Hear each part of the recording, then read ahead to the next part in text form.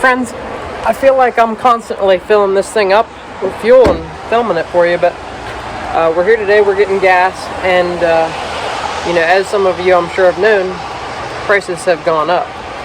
And right now we're looking at $4.29 for regular, and then if your truck needs premium, you're looking at $4.69. So I'm going to fill this thing up. You guys can watch the intro, and then we're going to discuss how this is going to affect our camping season this year.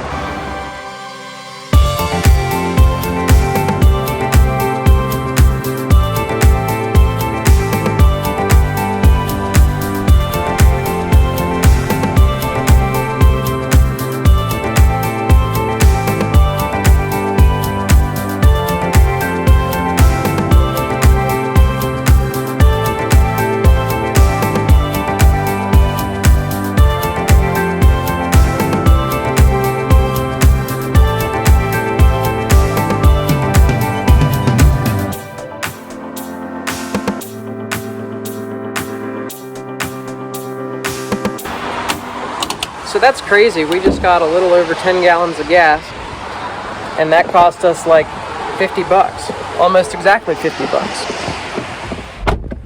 So yeah, obviously if you need to fill up multiple times on a camping trip, you're going to be spending a pretty penny.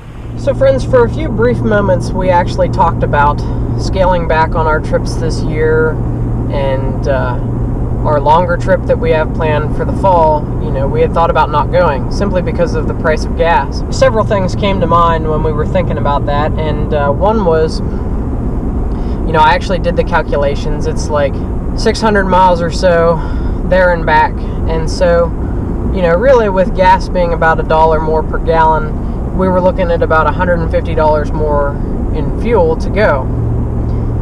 And when you think about it, is it really worth it to cancel such a trip over just $150?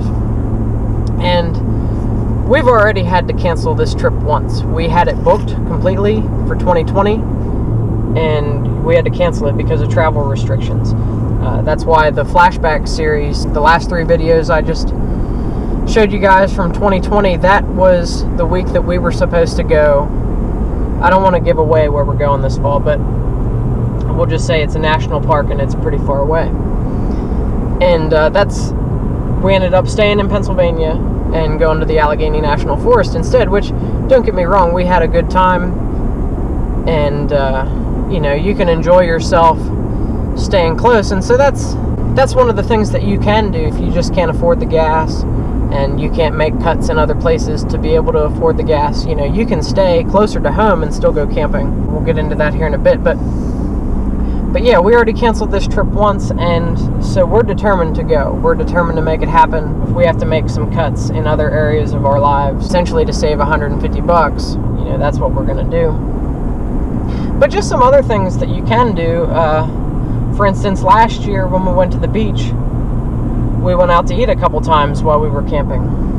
And, you can just not go out to eat. You can stay at your campsite and cook over the fire, and I actually enjoy that in most cases more than going out to eat.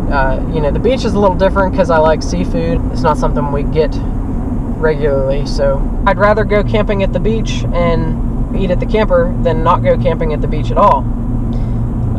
Last year, if you watched our Chigatig episode, we stayed at the KOA, which was a little over $100 a night. This year we planned our beach trip in advance, so we're staying at a state park campground, and so I think that's like $40 a night. And so for 3 or 4 nights, I can't remember how long we're going, but essentially we're getting the whole trip for what it would cost for one night at some of these private campgrounds now, especially now, because that same KOA I think now is like $255 a night or something like that for the summer. So it's crazy. Campground prices are crazy, but with a little bit of planning, you can stay at state parks. And don't get discouraged by the fact that everything is booked right now, because if you start watching closer to it, there's going to be cancellations. Last year, when we went to Prince Gallitzin, if you remember, we had a really tiny campsite. We booked that because it was like the last site available, and I was actually watching the cancellations coming up towards the trip, and some bigger sites did open up.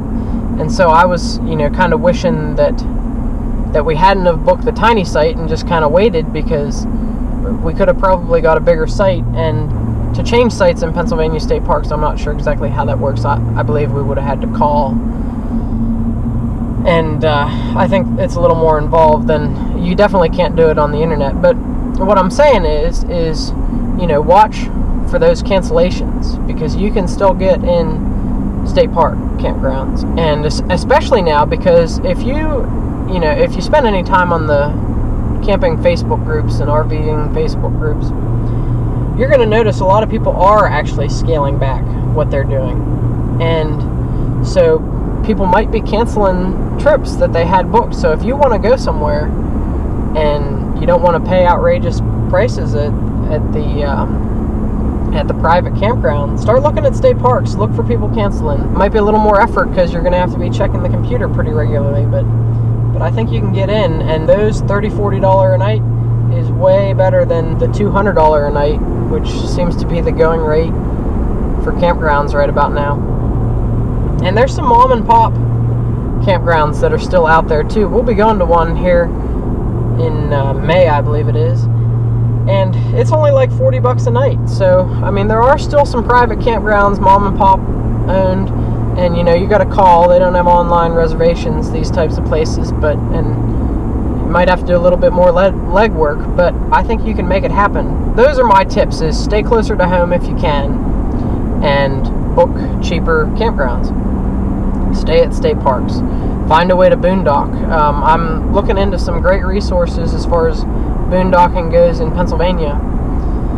I believe it's on the DCNR's website. I might be able to link to it in the description, but there's a whole bunch of places you can camp in Pennsylvania for free.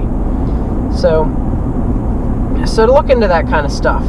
The bottom line, from my perspective, is, and we've talked about this a little bit, is when we made the decision not to RV full time, we wanted to still be able to travel and camp as much as possible. Our goal is to go as much as we would go if we were full time. For us, this is kind of our passion. It brings us closer together as a family. We all enjoy it. We all can do it. I have a lot of hobbies outside of RVing, but if my wife and kids don't enjoy it and can't go do it with me, it's not really a good thing for us as a family as far as, long-term stability. So for us, we can all go do this, we can all enjoy this, and we do. And Sarah enjoys camping, and hopefully with Willie, if he grows up doing it, he'll enjoy it just as much as the rest of us. So it's one of those things that gives us a reason to persevere through the day-to-day grind, and it gives us a little bit of a break from the day-to-day grind as well. So stopping was not really an option. By the time gas went up, we had already had most of our season booked except for these first couple trips. So we will be staying closer than we would have for those, but the rest of the stuff, we weren't really planning on going too far for most of our trips, because we're going the distance in the fall. And friends, we'd like to know what you're doing as well. If there's something that you're doing to combat the high gas prices, let us know down in the comments. Let us know, are you scaling back? Are you staying closer to home? And if there's a solution that you have that I haven't already mentioned, I'd love to know that too, because I'm always open to new ideas and stuff. And while you're down there commenting, it'd be a good time to hit the subscribe button, and so you can see where we're going this summer and see all our adventures. We've got some really exciting ones, some national parks, and we're really excited to share that stuff with you. And a lot of good stuff coming up, and so we'll see you next Thursday.